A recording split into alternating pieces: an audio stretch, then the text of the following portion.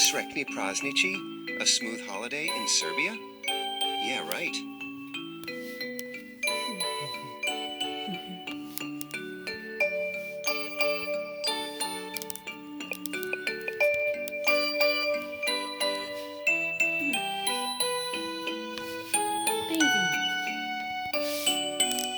To have a haircut, whether you like it or not. In Enfield Town, where the diverse winds blew, lived Charlene Dordovic with a heart full of woe. An 8-year-old blonde with blue eyes so bright, whose world had been marred by a terrible plight. Her beloved nurse Nora was gone, sent away, and the apple of my eye felt the sky turning gray. Her pink glasses sat on her nose, quite the pair, as she dreamed of a party with jewels in her hair. Charlene, I was ecstatic for Miranda's Royal Princess Ball. The talk of the school, the best event of them all. My elation was high, I was exhilarated, you see. A bed of roses was where I truly should be. Stage direction. Charlene hugged a pink silk pillow, ignoring the packed suitcases by the door. Srećni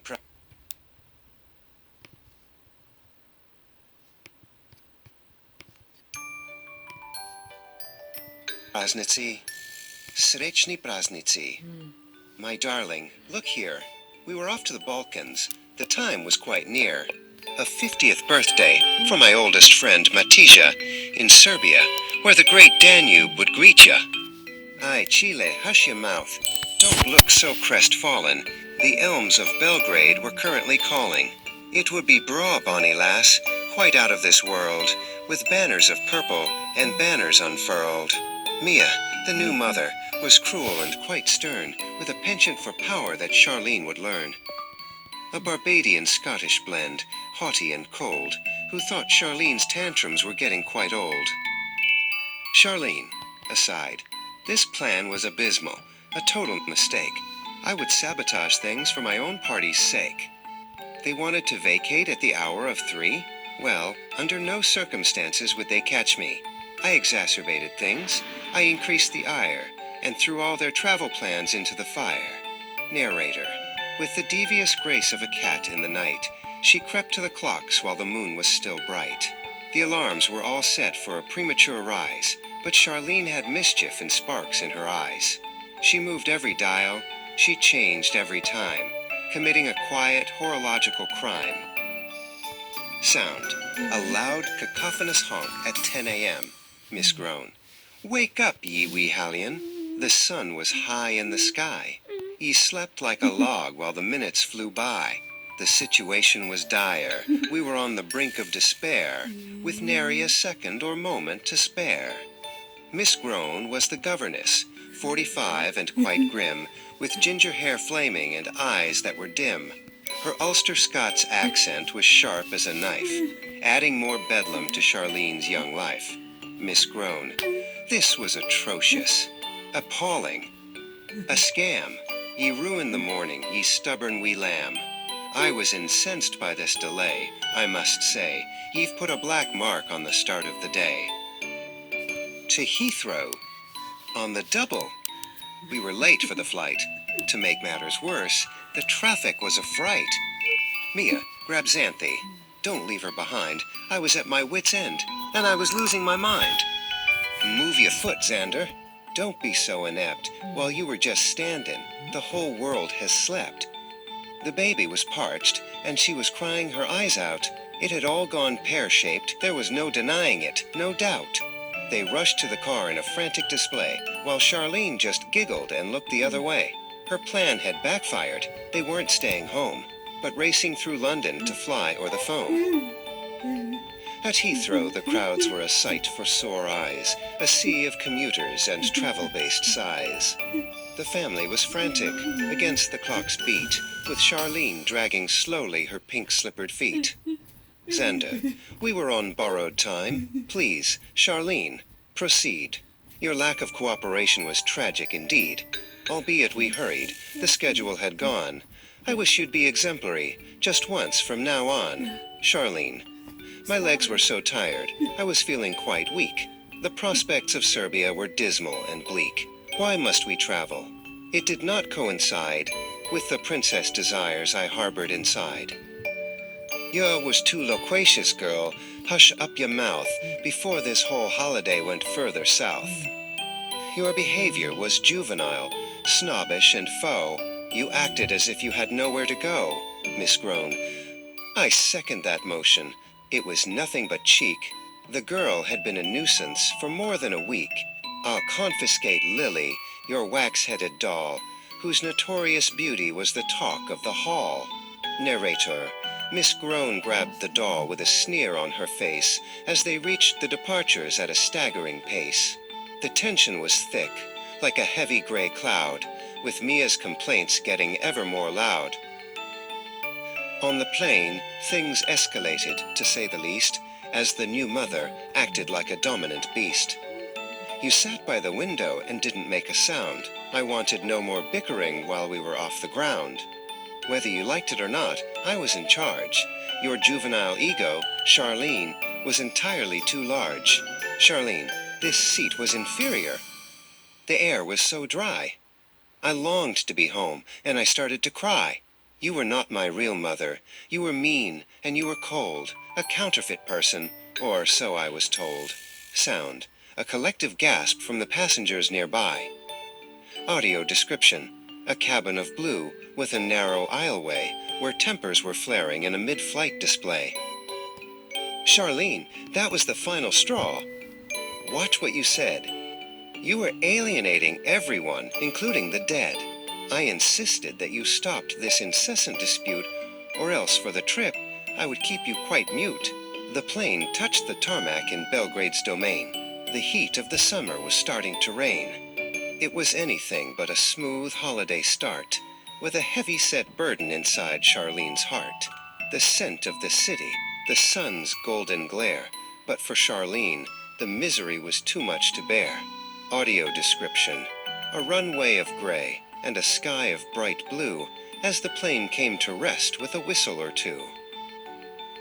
They drove to the city of Novi Sad's Grace, a beautiful, spacious, and historic place. But Mia was livid, her ire was high, under the heat of the Serbian sky. This hotel was lackluster. It was substandard, too. I expected a suite with a much better view. To add insult to injury, the elevator was broke. This whole horrendous situation was a joke. Charlene, I agreed with the new one for once in my life. This place was just brimming with tedium and strife. Audio description, a lobby of marble with plants in the hall, where shadows of palm trees danced on the wall.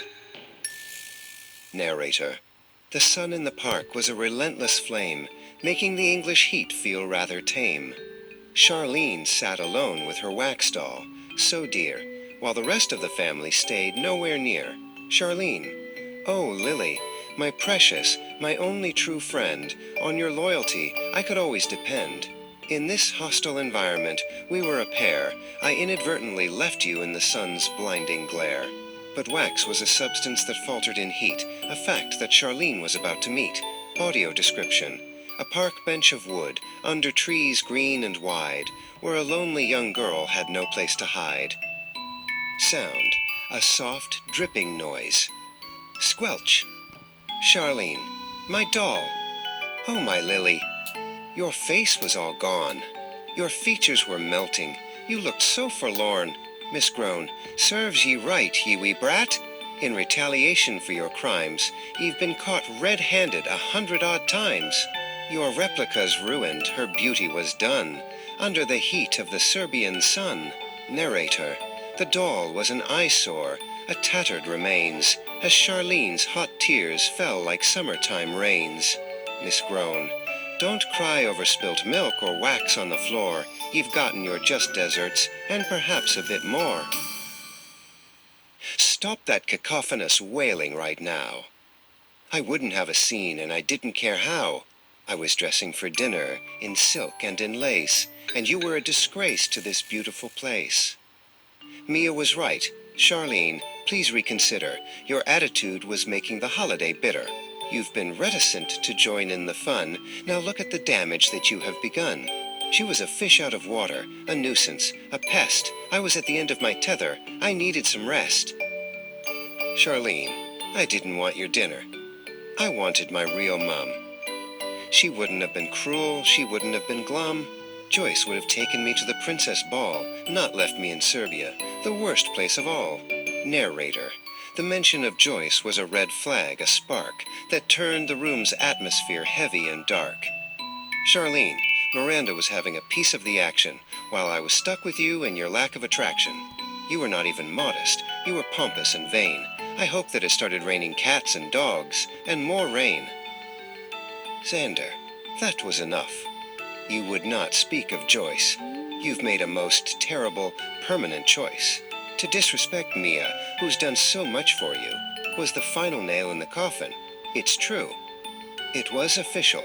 You were banned from the party tonight. You were banished from dinner and kept from our sight.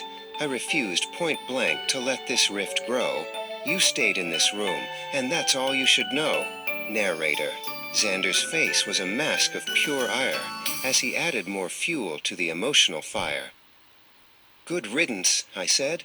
Let her sit in the gloom, and contemplate life in this narrow hotel room. She was a piece of work, Xander, a real own goal, with a lack of a heart and a lack of a soul. She was out of the picture for the rest of the night. I was done with the drama.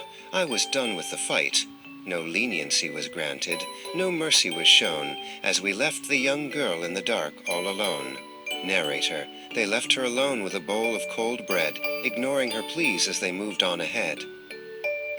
The hours dragged on in the stagnant, hot air, as Charlene sat slumped in a velvet-backed chair. The silence was heavy, a thick, dusty shroud, replacing the echoes of arguments loud. She started to reminisce, thinking of home, of the Enfield garden where she used to roam. The monotony of the room was a weight, as she pondered her lonely and miserable fate. She felt inadequate, small, and ignored by a family who seemed to be totally bored. The bread was inadequate, the milk was quite sour, as she counted the minutes of every long hour. A sanction was placed on her joy and her light, in the middle of this long and Serbian night. Charlene, I was dejected and lonely, a shadow of me, stuck in this room like a lock without key. Sound, a high-pitched, incessant wail. Wah! Narrator. From the room right next door, a sound started to rise, the sound of young Xanthe and her babyish cries. The sibilant shushing of an old, tired nurse sounded to Charlene like a terrible curse. Nurse Faith, hush now, ye crabbit wee thing, haul your tongue. I've no patience for babies, whether old or quite young. Stuff and nonsense. I cried as she let out a peep. The exclusive right of a nurse was to sleep. Your crying was blatant, it was driving me mad. The most erratic child that I ever had. Nurse Faith was a terror, old, wrinkly, and strict, with a temperament that was hard to predict. Charlene, poor Xanth was crying. She was all on her own, with a nurse who was colder than any old stone. Charlene crept through the door that was left on the jar, following the sound that was heard from afar. She saw the small baby, so fragile and pink, balanced right there on the emotional brink. Charlene, it's all right, little sister. Don't cry anymore. I was here to protect you. I've walked through the door.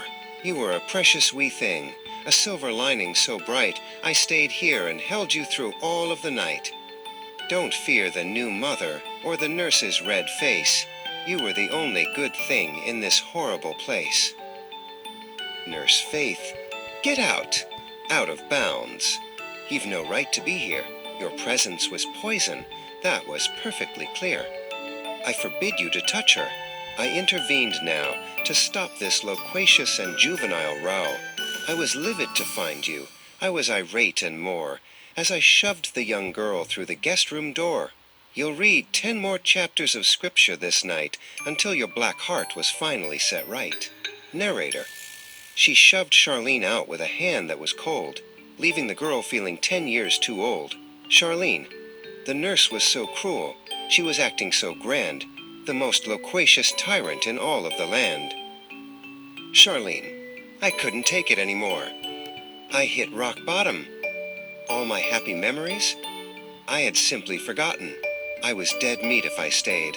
I was on thin ice for sure. I had to escape. I could take no more. I would obliterate the memory of this hotel room, and escape from the silence, and escape from the gloom. I was irate with Papa. I was livid with Mia. I had to get out. I had a brilliant idea. I found my own path to the English green grass, and let this abysmal holiday pass. Narrator. She grabbed her pink coat, and she slipped out the door, determined to stay in this place nevermore. The streets of Novi Sad were chock-a-block still, with people enjoying the evening time chill. Charlene walked on eggshells, avoiding the light, a small, dejected figure in the middle of night. Charlene. I was a fish out of water. I was lost in the fray. I wished I could evaporate or just fly away. Everything was precarious. Everything was dire. I was jumping from the pan and into the fire. The buildings were tall, and the language was strange. I was a small little girl who was out of her range. But I wouldn't go back to the bread and the gloom, to the strict nurse Faith in that narrow, dark room. Narrator. She reached the wide river, the Danube so deep, while the rest of the world was beginning to sleep. The water was shimmering, akin to a dream, a phenomenon caught in a moon-colored beam. The river was roaring, a metaphor grand, for the peril she felt in this foreign-born land. Charlene, what was the worst that could happen? I was already lost. I had paid for my sabotage with a terrible cost. Wait, who was that there? By the edge of the sand, a person who was standing with a lamp in their hand? Was it a mirage, or a trick of the light, a beacon of hope in the middle of night? Charlene, Nurse Nora? Was it thee? By the bonny blue shore? Were you here to right all the wrongs from before? Why up, it was her, with her blonde hair so bright, a sight for sore eyes in the middle of night. You looked like a vision, an angel of grace. It was a cruel kindness to see your dear face. Please take me away. Let's fly back to the west. I was weary and tired, and I needed some rest. Nurse Nora. Charlene? Is that thou? What art thou doing here? Thou'rt far from thy home, and thy end was quite near. Come quickly, lass, before the tide starts to rise, and the omen of darkness takes over the skies. Narrator. But just as they met, a sound echoed out, a cacophonous roar and a horrendous shout. The family was frantic. Their faces were red, filled with a fury and filled with a dread. Miss Groan. There she was. Catch her. The wee Hellion was there. She was wearing her coat all back to front in the air. Was dead meat, Charlene. Stop right this minute. This notorious episode was over, and you were the one in it. Fader was vexed, and I was ready to snap, caught like a rat in a terrible trap. Narrator. The family was closing. The trap was all set. The most precarious moment that Charlene had met. Will she reach Nurse Nora? Will she finally be free? Or was this the end of her Srećni journey? Sound. A sudden deafening crack of thunder.